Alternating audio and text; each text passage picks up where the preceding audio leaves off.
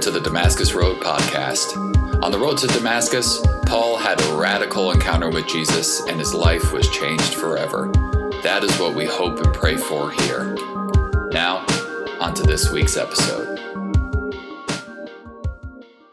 I have to tell you, I've been feeling pretty good about myself lately because I finally did it. What's it, you ask? I finally deleted Facebook off of my phone. So far, I've managed to stay away from TikTok, and I limit my Instagram usage, and I told myself for years I would delete Facebook, but somehow it kept sucking me back in. I even watched the documentary The Social Dilemma, which goes into extreme detail on how bad it is for you. Like, tech execs don't even let their families use the apps level of bad. And I still couldn't do it until now. And I know I'm not the only one. This year was especially hard to give up social media, because it was one of the only ways to stay in contact with people during the pandemic. During lockdowns, I really missed my friends, and I wanted to know what was going on in the world, so I stayed plugged in. And my screen time shot up really high, like 4 to 6 hours a day high. I know that seems like a lot, because it is. I was shocked when I realized how much time I was spending online. If you think this number is really high, I suggest you look at your screen time too, because I bet it's a lot higher than you think it is. I thought I would really miss Facebook, but I really don't.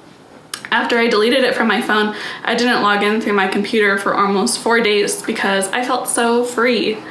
I have so much extra time and I don't even go on much at all anymore. Instead, I've been learning tons of Spanish on Duolingo. The only thing I really miss are cute dog videos because those are a necessity, but I can find those on YouTube. Aside from it being addictive and messing with our brains, I'm mostly glad to be done with it because I realized that deep down, I like to be angry, and Facebook was helping me to do that. For a tool originally designed to help stay connected with friends, it sure helps us make a lot of enemies. Even people we used to like turn into enemies over time through the screen, because when we don't see them in person, they just become a profile and not a person that we're called to love. Especially in a contentious election year where people's political opinions carry way more weight than usual, social media became a battleground that really didn't benefit anybody. And most of the people who post on my Facebook, I'm not even close with. Stuck in isolation, most of them were just starved for interaction and they wanted someone to listen to what they had to say. They just had the time and the energy and the motivation to vent publicly. And in some way that helped me vent my anger too. Whether I was angry at them or angry for them, it didn't matter. It kept me and billions of other people logged in too. But is this really so bad? I mean, is it bad to be angry when there is so much to be mad about? Our society says it's not. I mean, don't we all deserve to laugh at memes that lament the irritation of everyday life? Like slow internet, unseasoned food, or just the heat in Arizona in general? And what about big things that are truly worth our disgust, like dishonesty, scandals, climate change, injustice, and abuse? There is a lot to be mad about, and aren't we justified in complaining about people who cause these things, and they don't even seem to love us either? It's really hard to deal with our anger towards the people who cause us harm and hurt the world that God created. Don't we have the right to be angry when God's angry too? I think righteous anger definitely has its place, and I could give a totally different message on that. But I also think that if we're not careful, our anger can become hatred. It's easy to start wishing certain people didn't exist at all. That it would all be so much easier if we could take away their power and their voices and give them a taste of their own medicine. Over time, our anger morphs into hate, or at the very least, disdain and contempt, which are really just nicer words for hate. I recently learned that one of the easiest ways to tell if a couple is going to get divorced is by the tones of their voice. Just by listening to conversations between spouses for a few minutes, psychologists can detect contempt. And if it's detected, it's all but certain that a couple is going to split. Signs of contempt are things like mocking, patronizing, ridiculing, and just generally sounding disgusted with the other person. Now, I'm not married, so I can't back this up entirely, but I do see this trend in my friendships. Once I start talking really poorly about a person, I know the relationship won't last much longer if I don't do something about it. Maybe you're like me, and you tend to struggle with dealing with your anger too. As Christians, we often feel like anger is an emotion that is off limits to us, and we never learn how to deal with it. And when we don't deal with it, it eventually becomes hate, and we don't even realize it. We would like to think that we don't hate anyone, but that's probably not true. When I was a kid, my brother and I would fight in the car constantly, and I remember us screaming, "I hate you," back and forth on the way to school. And my mom would immediately respond by saying, "Don't say that, we don't hate people." And this response was technically very good parenting, and I get what she was trying to say, but it was not accurate. In those moments, I was so angry that I really did hate my brother. I dealt with hatred towards my brother into adulthood. Just because we aren't supposed to hate doesn't mean that we don't actually do it. We act like we don't hate people, but the money speaks for itself. Entire industries like cable news and social media and reality TV make their money off of our hate. The Bachelor franchise didn't get this far by making good romances. It succeeds because people love to hate on the contestants, and I'd be lying if I said I didn't like to hate on them too. Have you ever felt like that? Like your anger got the better of you and you couldn't stand someone? Like you wanted someone to get theirs even though it wasn't very Christian of you? Do you ever start to feel like the family and friends in your life seem a lot more like enemies than they're supposed to? Or just the anger is a lot harder to deal with than you expected? This is an issue Jesus taught about a lot, and it's something we can all stand to get better at. So today we're going to continue our story of the holy man, Elisha, and see how he dealt with his enemies so we can learn how to do that well too. Before we get started, let's do a quick recap. Israel is split into two nations, Israel in the north and Judah in the south. Elisha is a prophet sent by God at this time to try to convince both nations to turn back to God. At the same time, Israel and the neighboring nation of Aram are at war. We remember from last week that the king of Aram is extremely angry at Elisha because he's been helping the Israelites with divine information and keeping them safe from the Arameans' attacks. When the Aramean army arrived to capture Elisha, he showed his servant that there were a multitude of heavenly hosts on their side and that God was protecting them and fighting their battles with them. So let's pick up the story where we left off. When the Arameans attacked, Elisha prayed to God, "Strike these people blind," and God struck them blind, just as Elisha said. Then Elisha called out to them, "Not that way, not this city. Follow me, and I'll lead you to the man you're looking for." And he led them into Samaria. Instead of preparing for battle, Elisha decides to de-escalate the situation by making the Arameans blind. In other words, he removed the immediate danger to protect himself and his enemy and led them to a place where they couldn't hurt anyone. Elisha is already teaching us a valuable lesson: to separate ourselves from potentially dangerous situations and find a way to keep people from harming each other. Now, most of us will never have to fight our enemies in combat, or maybe you will, I don't know. But we can remove ourselves from unloving conversations and avoid arguing with people when our anger is potentially dangerous. So now Elisha has had them blinded and led into the city of Samaria. For context, most cities in ancient times were usually walled all the way around, so no one could get in or out without going through the gate. As they entered the city, Elisha prayed, "Oh God, open their eyes so they can see where they are." God opened their eyes, they looked around, they were trapped in Samaria. Aha, now the tables have turned. Elisha is on top now, and his enemies are at his mercy. What would we do in this situation? What would we want to do if we had the chance to hurt the people who hurt us? Maybe our gut reaction is a little bit like the king of Israel. When the king of Israel saw them, he said to Elisha, "Father, shall I massacre the lot?" The king wants to wipe out the Arameans so he never has to deal with them again. In his mind, the battle can only go two ways. Either they win or we win. And if it's us versus them, why wouldn't he want to attack them? Even in an unfair battle, he wanted to use any opportunity possible to get a step ahead of his enemy.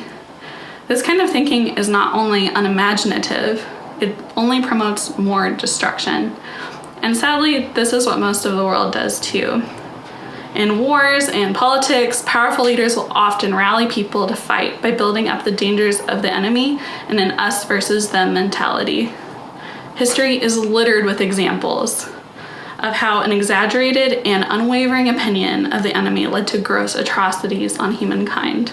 I'm a bit of a history buff, so I'll go ahead and tell you a few examples. The most obvious being when Nazis convinced the German people that Jews were an evil and dangerous enemy that had to be removed at any cost.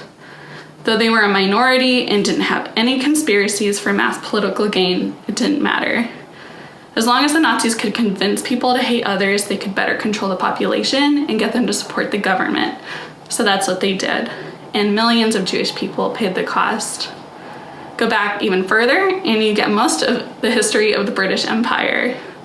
For hundreds of years, Britain fought with Scotland and convinced their population that the Scots were primitive people who wanted to take over Britain and make everyone Catholic, even though the Scottish literally just wanted to be left alone. But the idea of a neighboring country being independent and powerful in its own right was enough to make an enemy of the empire. The movie The Outlaw King on Netflix explains this history really well, if you want to learn about it. And it's not just other places. America's history isn't any different. For almost the entirety of our history, our leaders couldn't stand the idea of Native American peoples doing their own thing and having their own land and resources to be successful, because they wanted that land and resources for themselves. So they built native tribes up to be terrible, savage enemies, standing in the way of American expansion, so they didn't have to respect them and they didn't have to respect the treaties they made. Entire tribes were wiped out, and many more still suffer today because of the us versus them mentality that justified crimes against them. And so it continues today in our politics, our families, our friendships, and our churches.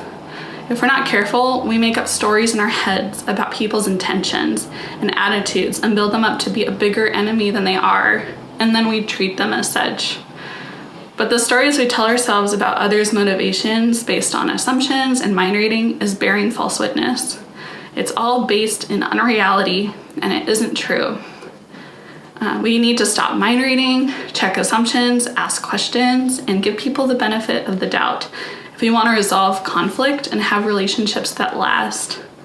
Remind yourself that people are still just people.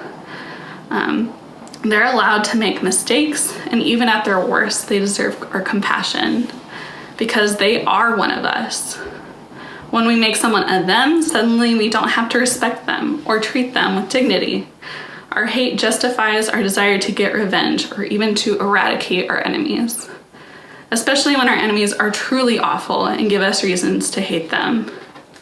D.L. Mayfield puts it this way: wouldn't my life be better, simpler, and easier if everyone who hated my beloved neighbors simply didn't exist anymore? The seed of eradication lives in me too, though I don't want to admit it. In truth, it is behind many of our most basic drives for safety and security, for wellness and greatness. If the people we don't like just disappeared, everything would be better, right? Let's see. When Elisha has the opportunity to eradicate the enemy, does he take them out?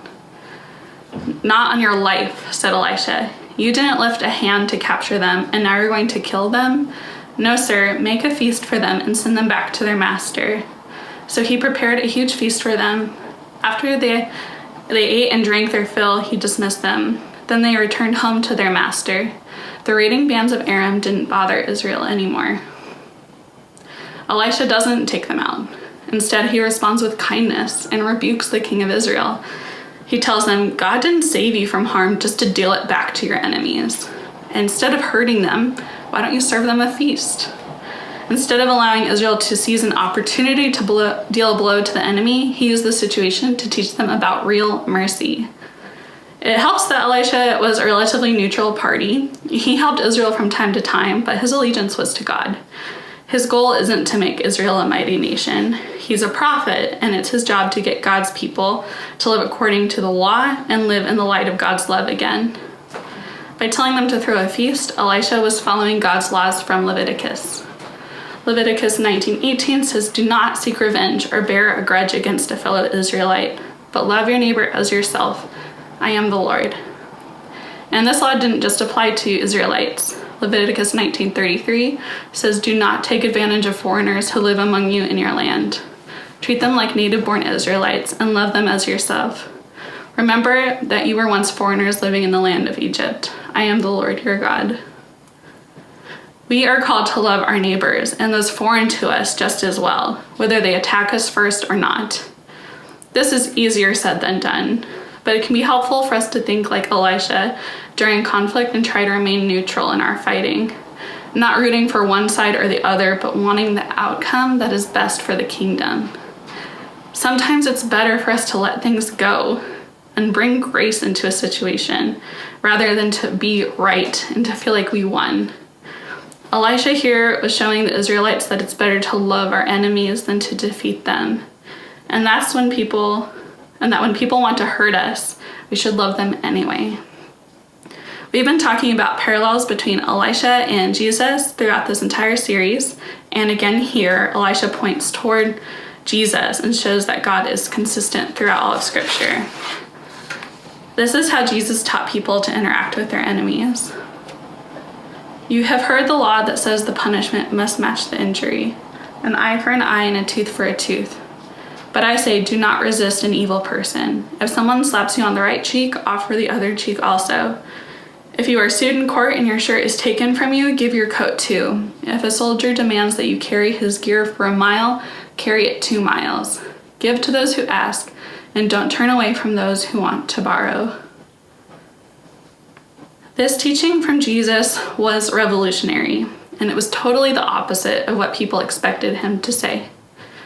To the Israelites under the first covenant, their religion was extremely tied to their financial, political, and military success. But when they couldn't keep the covenant, they went into exile, and eventually found themselves under Roman rule. So as they awaited the Messiah to come and heal the broken world, they imagined that Jesus would restore Israel to its former glory. But that's not what Jesus did. Instead, he began a kingdom welcome to everyone and asked us to invite our enemies into it, including the Romans. It wasn't a physical kingdom, but a spiritual one that doesn't spread through force or military might, but through love and sacrifice. He modeled the way his kingdom was so drastically different in the way he died. He defeated sin by giving up his life for the very people who put him on the cross. In his life, death, and resurrection, he showed us that bringing the kingdom won't come by fighting against others. It will only come by fighting for others. It's not us or them, it's us for them. It seems crazy to us to give up our comfort and safety to help the people who hurt us. It takes and will take a lot of effort to wrap our minds around the concept that when someone hurts you, to not hurt them back. Or that if someone takes advantage of you, to love them anyway. And if someone steals from you, to love them anyway. Just like Jesus loves us anyway. We have to combat our natures and learn to be gracious and generous to even the most hateable people. This may seem like old news to us, but it isn't an old practice. When people hurt us, we say, cut them off. When we feel frustrated with people, we let it fester and we complain and we talk poorly about them every opportunity we get. When someone is an enemy, we tell ourselves it's okay to treat them however we want. But it doesn't have to be this way. We don't have to continue the cycle of contempt. We can stop it in its tracks by refusing to get revenge and choose to make a beautiful feast for our enemies, where we can share a meal, get to know them, and forgive them for their faults. Like it says in 1 Peter 3:9, do not repay evil with evil or insult with insult. On the contrary, repay evil with blessing, because to this you were called so that you may inherit a blessing. I highly recommend that you memorize this verse and actually try it out. Try blessing someone in response to their evil and see if you inherit a blessing. When someone gets on your nerves, try making them a meal, or buy them a simple gift, or just give them a call. This backwards rule of the new kingdom may seem crazy, but it's actually psychological. When you hit someone and they don't hit you back, it makes you realize that they're not your enemy and there's no point to continue fighting. If anything, it makes you see that you're the only one causing violence and it makes you feel guilty. This is why the Arameans didn't come back to raid Israel after the feast. They knew the Israelites weren't their enemy anymore. Kindness neutralized the conflict and not a soul was harmed. I'd say this was way more effective than a bloody battle that would have sparked even more bloody battles. This teaching is still extraordinarily countercultural. We've just heard it so many times, and we're desensitized to what it says. So let's read the next teaching from Jesus in the Sermon on the Mount in the Message translation so that the words really sink in. The Message doesn't try to translate the original text word for word. Instead, it tries to put the truth of the word into language we can understand, so it might sound a little strange. Matthew 5:43-48 says, "You're familiar with the old written law. Love your friend and its unwritten companion, hate your enemy. I'm challenging that. I'm telling you to love your enemies. Let them bring out the best in you, not the worst. When someone gives you a hard time, respond with the supple moves of prayer, for then you are working out your true selves, your God-created selves. This is what God does. He gives his best, the sun to warm and the rain to nourish, to everyone, regardless, the good and the bad, the nice and the nasty. If all you do is love the lovable, do you expect a bonus? Anybody can do that. If you simply say hello to those who greet you, do you expect a medal? Any run-of-the-mill sinner does that. In a word, what I'm saying is grow up. Your kingdom subjects, now live like it. Live out your God-created identity. Live generously and graciously toward others, the way God lives toward you." In the new kingdom, Jesus calls us to a whole new ethic. He tells us to give up our selfish nature and love like God. The transforming power of his love helps us to love even the worst people.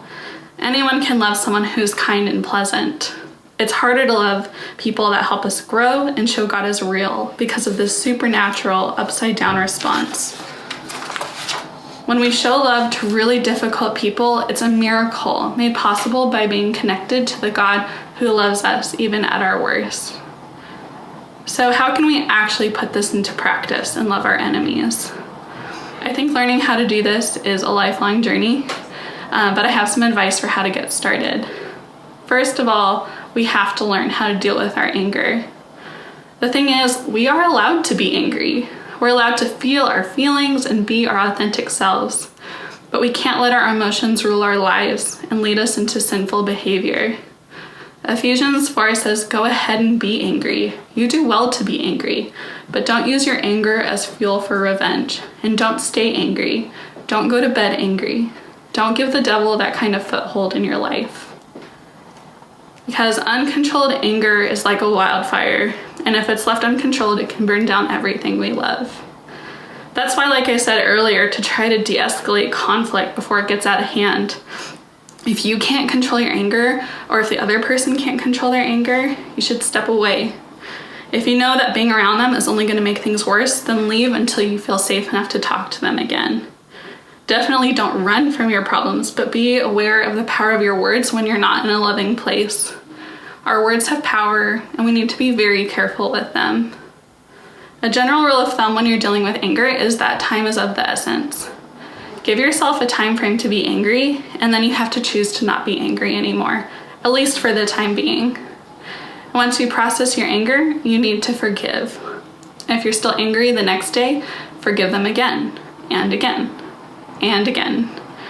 Sometimes it goes away quickly, but most of the time it doesn't, and we have to keep dealing with it and keep forgiving over and over and over again. If you need to talk with the person you're angry at to make that happen, then call them up and set up a meeting to talk as soon as you can. Just remember to never ever fight with someone over a text.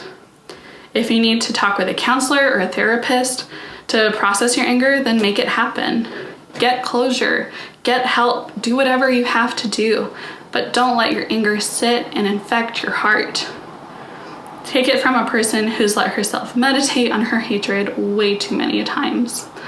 I've had a lot of reasons to be angry in my life, but I'm always so much happier when I do things Jesus' way and deal with my anger as it comes up and let it go when it no longer serves me. A very helpful tool for expressing anger well is the workbook Emotionally Healthy Relationships by Peter Scazzaro. It teaches practical tools to communicate clearly without attacking the person who hurt you. We can and should communicate our feelings, set boundaries, and expect better from the people around us. But we won't get very far if we don't treat them with the same love and respect we expect in return. One of these EHR tools is called the ladder of integrity. You start by asking permission to talk to someone about what's on your mind. So say, hey, can we talk about this? Then you start climbing the ladder at the bottom, expressing your thoughts and feelings. What's happening? Why is it concerning? What do you need? A simple example is, say you're frustrated with your roommate because they aren't helping enough around the house. To be clear, this is usually a conversation my roommates have with me and not the other way around. So you can start by saying, hey, I noticed the house isn't as clean as it usually is. I've been anxious about bringing this up to you because I didn't want to stress you out, but the house being dirty is stressing me out too. I'm just feeling overwhelmed and I need some help with the housework. I'm starting to feel angry with you and I don't want to be. So let's talk about it. Then after climbing over the symptoms, you'll get to the heart of the issue, your values. How does the situation go against your values and what could align it with your values again? So you can say, my values are to respect our home and the people who live in it. When we don't do our parts to clean the house, I feel like we aren't honoring each other or the house that God has given us. I'm not willing to continue to do more than my share when it comes to making this happen. Let's figure out a solution to divide the work more evenly. And lastly, express what you hope for.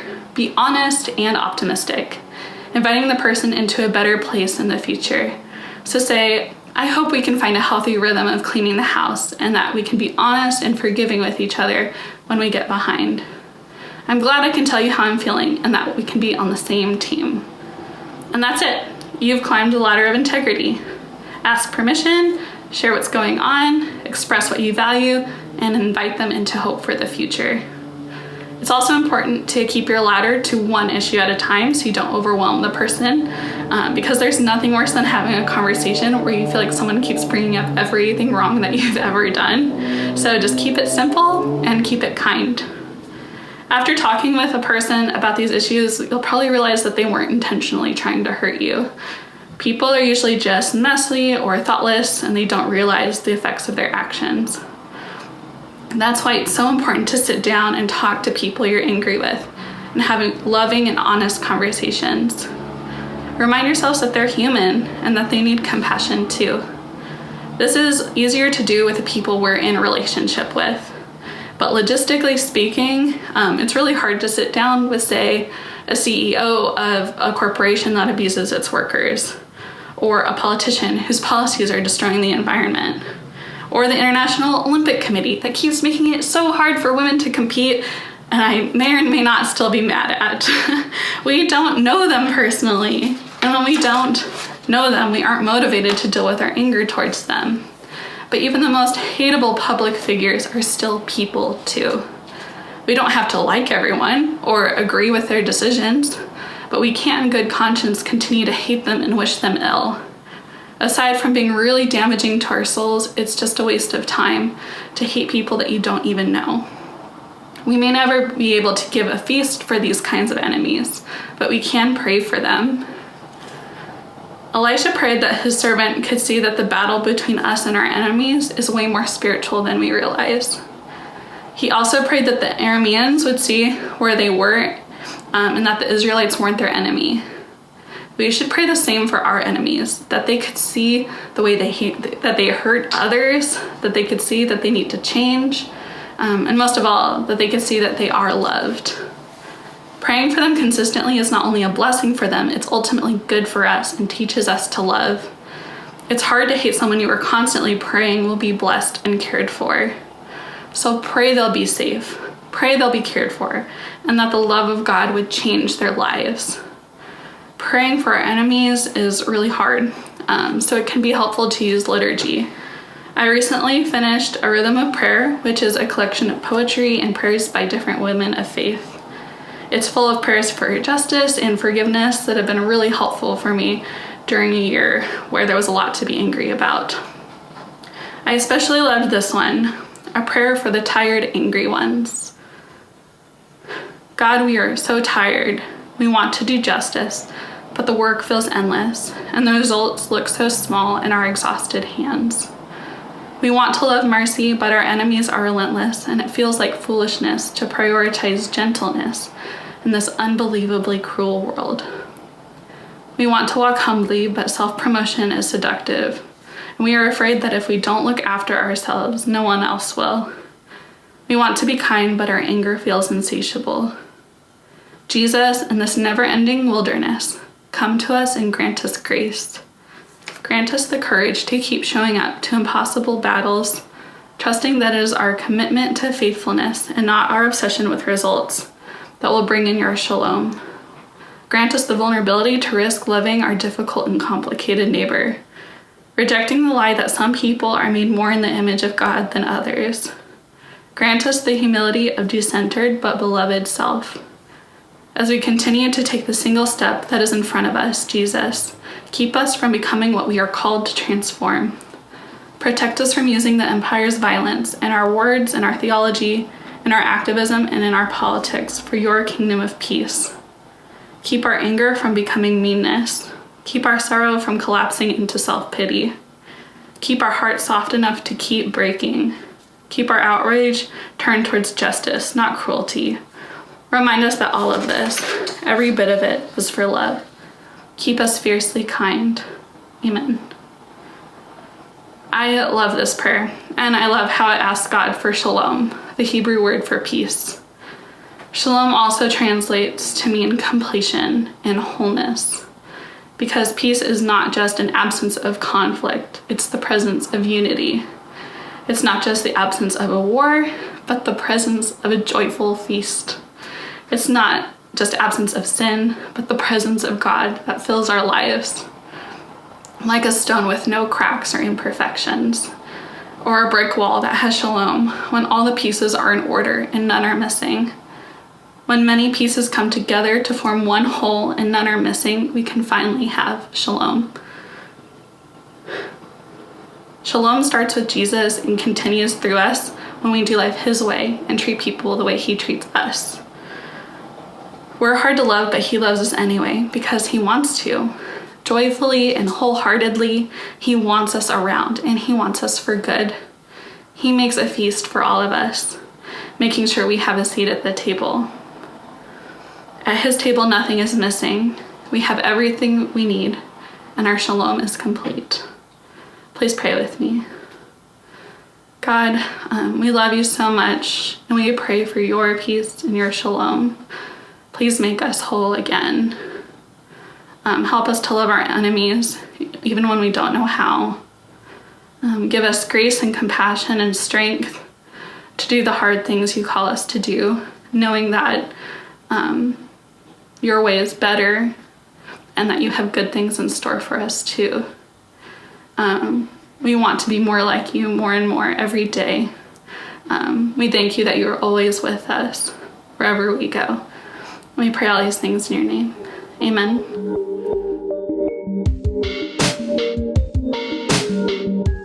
Thank you for joining the Damascus Road podcast. Our mission is to follow Jesus together by being with God, loving everyone, transforming people, developing leaders, growing new ministries, and changing the world. You can find out more about us online at DamascusRoadTucson.com.